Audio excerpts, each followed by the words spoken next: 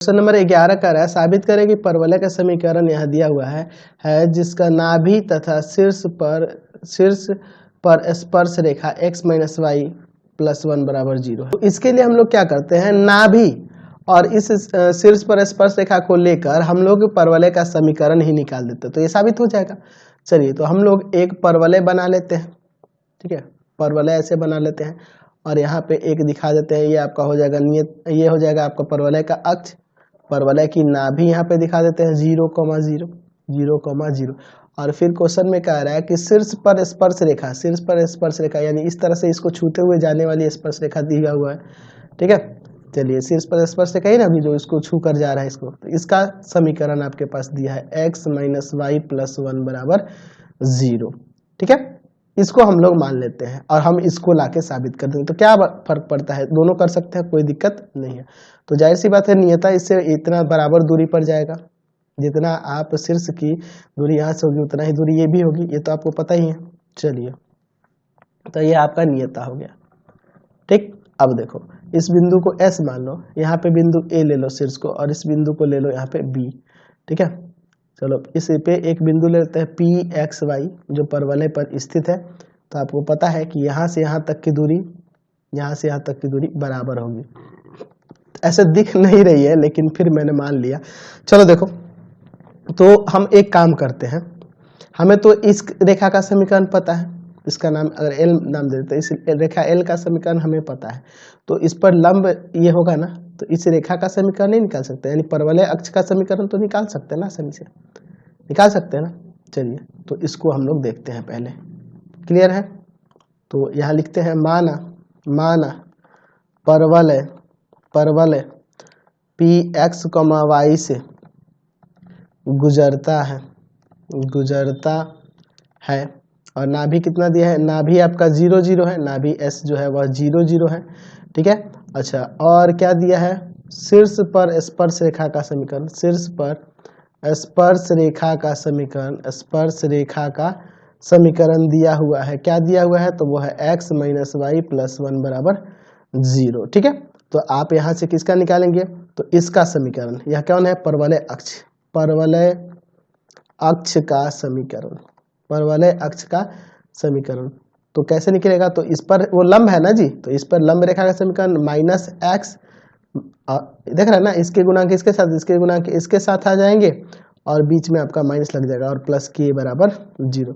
चूंकि अक्ष कहाँ से गुजर रहा है, 0,0 से गुजरता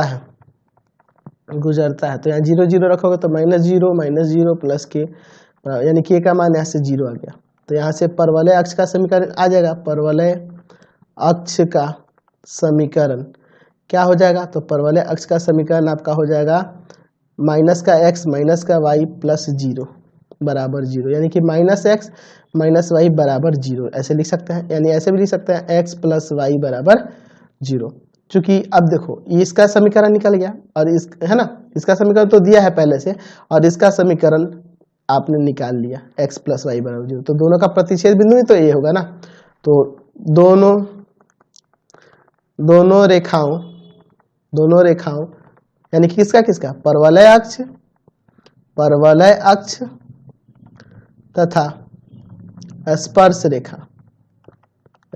रेखा का प्रतिच्छेद बिंदु, इन दोनों का प्रतिच्छेद बिंदु क्या होगा, प्रतिच्छेद बिंदु ही आपका शीर्ष हो जाएगा। चलिए, तो हो जाएगा x माइनस वाई प्लस 1 बराबर 0 और दूसरा है x माइनस वाई है, ठीक है, और दूसरा है आपका x प्लस वाई बराबर में 0। यहाँ देखो y काट दोगे तो यहाँ से आ जाएगा 2x प्लस 1 बराबर 0, यानी x का मान आ जाएगा माइनस का 1/2, तो x का मान माइनस का 1/2 रखेंगे तो y का आ जाएगा प्लस का 1/2 आ जाएगा ना, प्लस का 1/2, यानी हमने यहाँ से क्या निकाल लिया, तो यहाँ से निकल गया x का माइनस 1/2 और y का 1/2, ये हमने शीर्ष निकाल लिया। अब शीर्ष निकल गया, तो शीर्ष निकलने के बाद अब b का निर्देशांक निकाल सकते हैं ना। चलिए, b का निर्देशांक हम लोग आसानी से निकाल सकते हैं। तो यहाँ b का निर्देशांक वही, अब अल्फा बीटा मानो, तो यहाँ से हो जाएगा, चूंकि a bs का मध्य बिंदु है, bs का मध्य बिंदु है। जैसे अभी पिछले क्वेश्चन में है ना, उसी तरह का हम लोग को करना होगा।